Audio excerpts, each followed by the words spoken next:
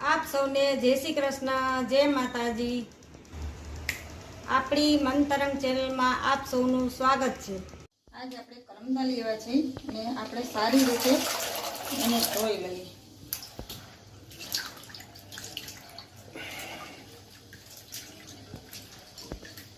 આ રીતે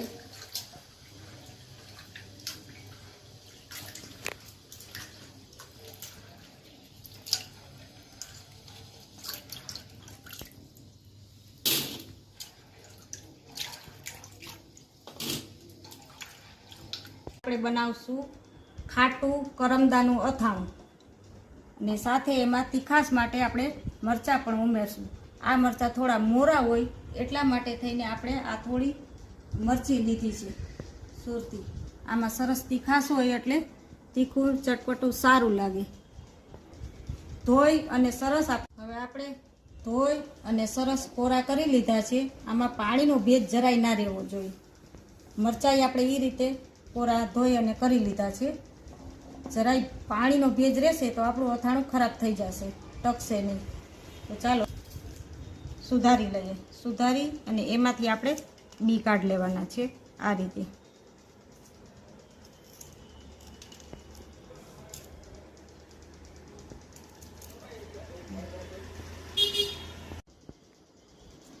બાળકોને મોટાને બધાને સરસ ભાવે એવું આપણે સરસ અથાણું બનાવવાનું છે। 2 ચમચી આપણે એમાં મીઠું નાખશું, 2 ચમચી આપણે હળદર નાખશું, પણ થોડી થોડી નાખશું જેમ જોશે ને એમ। હવે આપણે એમાં કરમદા નાખશું।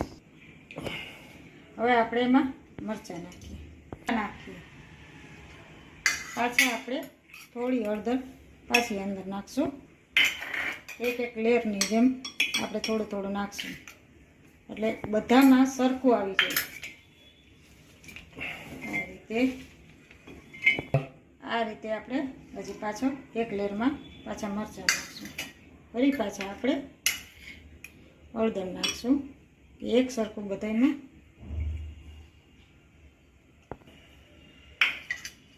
હવે આપણે પાછા મરચાં નાખી દઈશું। પાછા સોવામાં આ ને એક રાત આપણે રાખી દઈશું।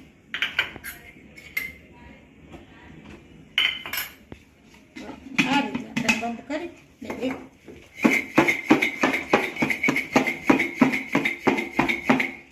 એક રાત આપણે રાખી દઈશું।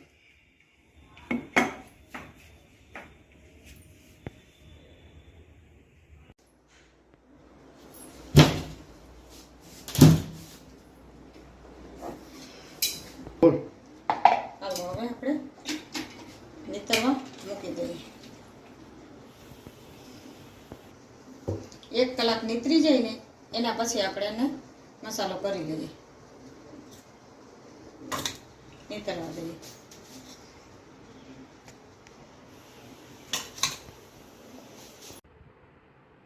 આપણે 2 કલાક આપણે પંખામાં મરચાં અને કરમદા 2 સૂકવી દીધા છે।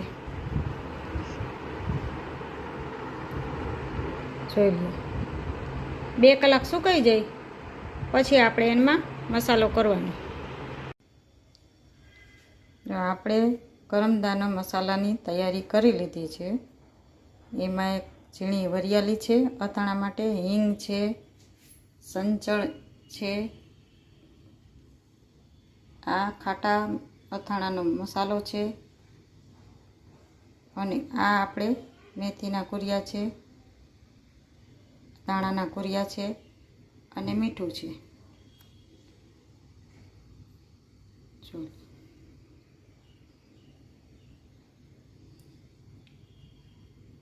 રાઈના કુરિયા પણ આપણે નાખવાના છે 1 ચમચી। 1 ચમચી રાઈના કુરિયા હજી આપણે આમાં એડ કરવાના બાકી છે।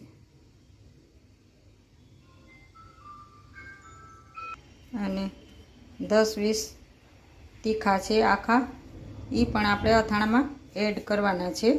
અને અત્યારે છે ને ચોમાસાની સિઝન રહી એટલે આપણે આને બધે સારી રીતે શેકવું પડશે, નકર તો આપણે તડકે પણ મૂકી દઈએ તોય ચાલે. એટલે શેકી અને આ બધો મસાલો આપણે ઉપયોગ કરવાનો છે.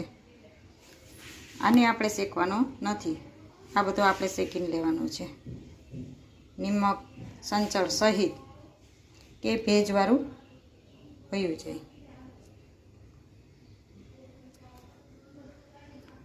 હવે એમાં આપણે રાઈના કુરિયા પણ મૂકી દઈશું.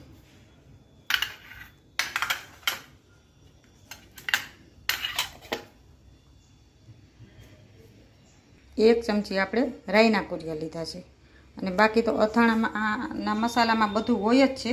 એટલે આપણે જાજો કોઈ બીજો મસાલો લેવાની જરૂર છે નહીં. અને આ આપણે હોય હાજરમાં તો જ આપણે ઉપયોગ કરવાનો, નકર આપણે ઘરના રૂટિન આ જે મસાલા હોય છે એનાથી પણ રાઈના કુરિયા, મેથીના કુરિયા એનાથી પણ બની જાય. આપણે કંઈ અથાણાના મસાલાની કંઈ જરૂર હોતી નથી. આ તો મારી પાસે હતો એટલે મને એમ થયું લાવ ઉપયોગ કરું. આપણે ગેસ પણ ચાલુ કરી દીધો છે. હવે આપણે બધો મસાલો શેકી લેશું.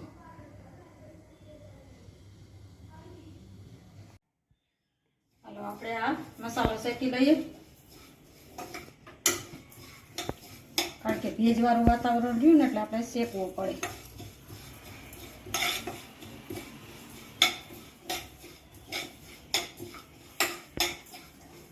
સરસ ખુશ્બુ આવવા માંડે, સુગંધ સરસ, એટલે આપણે ઉતારી લેવાનું.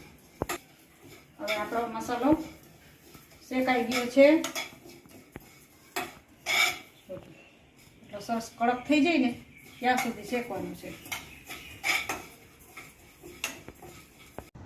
હવે આ મિક્સરમાં ઠંડો થઈ ગયો છે. મિક્સરમાં આપણે દરદરો કરી લઈએ. હવે આપણે આ દરદરો થઈ ગયો છે. નહીં આખો નહીં ઝીણો, સાવ પાવડર નહીં બનાવવાનો. આવી રીતે થોડો આખો પાકો રાખવાનો. મસાલાનો વઘાર મૂકીએ. અથાણાનો મસાલો આપણે કરી લઈએ તૈયાર. તેલ મુકાઈ ગયું છે. હવે આપણે આમાં મસાલો બધો ભેગો કરશું.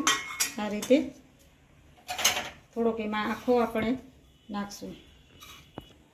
એ વચ્ચે આપણે હિંગ ઉમેરશું એટલે વઘાર સરસ થાય.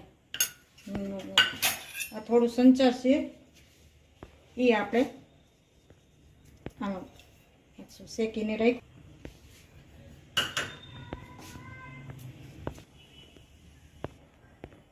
હવે આપણે વઘાર કરી લઈએ.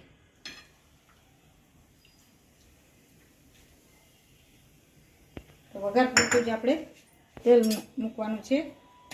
પછી મસાલો ઠરી જાય, તેલ ઠરી જાય ને પછી પાછો આપણે એડ કરશું. અડધી ચમચી આપણે મરચું નાખશું. હવે આપણે આ મેથીનો મસાલો છે એ આમાં એડ કરશું. આ રીતે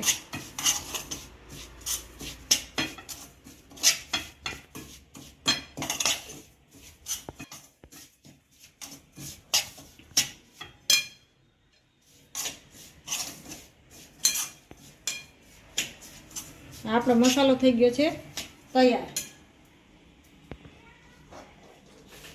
કરમદા અને મરચાં આપણે મસાલામાં ભેળવશું.